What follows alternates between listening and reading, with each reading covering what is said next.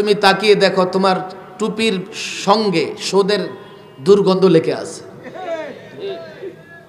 তোমার লুঙ্গি, পায়জামা, জায়নামাজ এখন আর ব্যক্তিগত পর্যায়ে তসবির মধ্যে। কিভাবে? যেই সমস্ত কোম্পানিগুলো তোমার টুপির কাপড়, টুপি আমদানি, টুপি রপ্তানি করতেছে, প্রস্তুত করতেছে, তারা কোনো না কোনো ভাবে সুদের সঙ্গে জড়ায় পড়েছে। তুমি বলবে হুজুর এটা ইন্টারেস্ট, সমস্যা কি? ওয়াদারু মা বাকিয়া মিনার রিবা ফাইন লাম তাফআলু ফাআযানু বিহারবিম মিনাল্লাহি ওয়া রাসূলিহি। ছাড়ো, সুদ ছাড়বে না, আল্লাহর এবং আল্লাহর রাসূলের পক্ষ থেকে যুদ্ধের ঘোষণা শুনে নাও। বন্দি জীবনে অনেক ছেলেকে শাসন করেছে আমি, বলে হুজুর দোয়া কেন কবুল হয় না? আমি বলি ইসলামটাকে কমপ্লিট করো। আল্লাহর তোমার বিরুদ্ধে যুদ্ধ ঘোষণা করে রেখেছে, আর আল্লাহ তোমার দোয়া কবুল করবে। 2 রাকাত তাহাজ্জুদ পরে মান্না সালোয়ার জন্য বসে আছো। পাগল আর অবুঝ সন্তান অর্থনীতির সঙ্গে জড়িত, তুমি জাতিকে নির্দেশনা দিতে পারো নাই। এই জাতি সুদ ভিত্তিক অর্থ ব্যবস্থায় অভ্যস্ত হয়ে আল্লাহ এবং আল্লাহর রাসূলের পক্ষ থেকে যুদ্ধের হুমকিতে আছে। একবারও কি চিন্তা করেছো?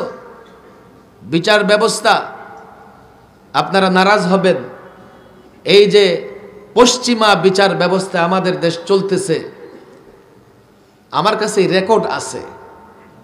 বিচার ব্যবস্থা নিয়ে প্রচলিত বিচারক, আইনজ্ঞরা যা বলতেছে এগুলো পেশ করলেই এই বিচার ব্যবস্থার অস্তিত্ব থাকে না। ইসলামের, কোরআনের একটা ন্যায় ইনসাফের বিচার ব্যবস্থা আছে, আছে না নাই? শুধু আয়াতটা মনে রাখবো, ওয়ামাল্লাম ইয়াহকুম বিমা আনজালাল্লাহ ফাউলাইকা হুমুল কাফিরুন। কোরআনে আছে না নাই? তুমি কেমনে আল্লাহওয়ালা বুজুর্গ হইবা? আমি তো নিজের মুমিনই মনে করি না। আমি যখন একাকী চিন্তা করি, হায় রব, তোমার কমপ্লিট কোড অফ লাইফ ইসলামের আমি কতটা জানি আর কতটা মানি, মানতে পারি না, চেষ্টা করি কতটার জন্যে। বলবে হুজুর আমরা তো বিচারক না, আমরা বিচার প্রার্থী। ফালা ওয়া রাব্বিক লা ইউমিনুনা হাত্তা ইউহাক্কিমুকা ফীমা শাজারা বাইনাহুম।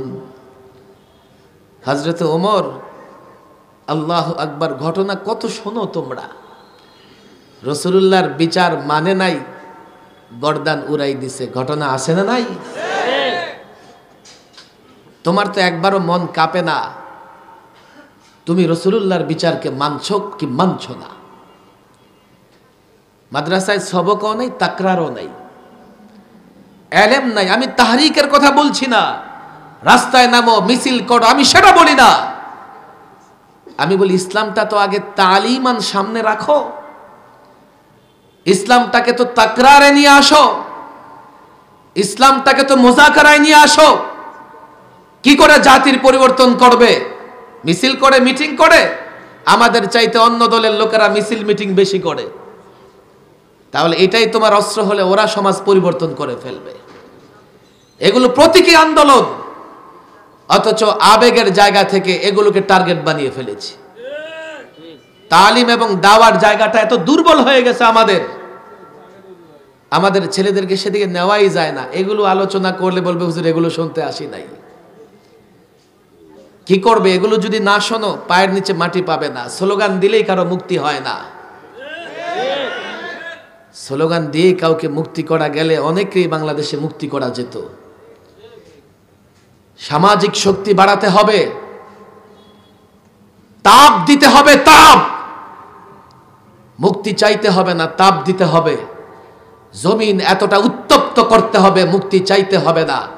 যখন পা রাখতে পারবে না, ছাড়বে, আবার মাফও চাইবে।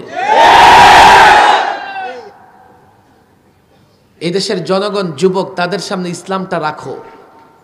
বলো যে আমার কোনো চাওয়া পাওয়া নাই, উভয় জগতের কল্যাণের কথা ইসলাম বলে। ইসলামের কোন জিনিসটা কল্যাণকর নয় আমাকে বলো।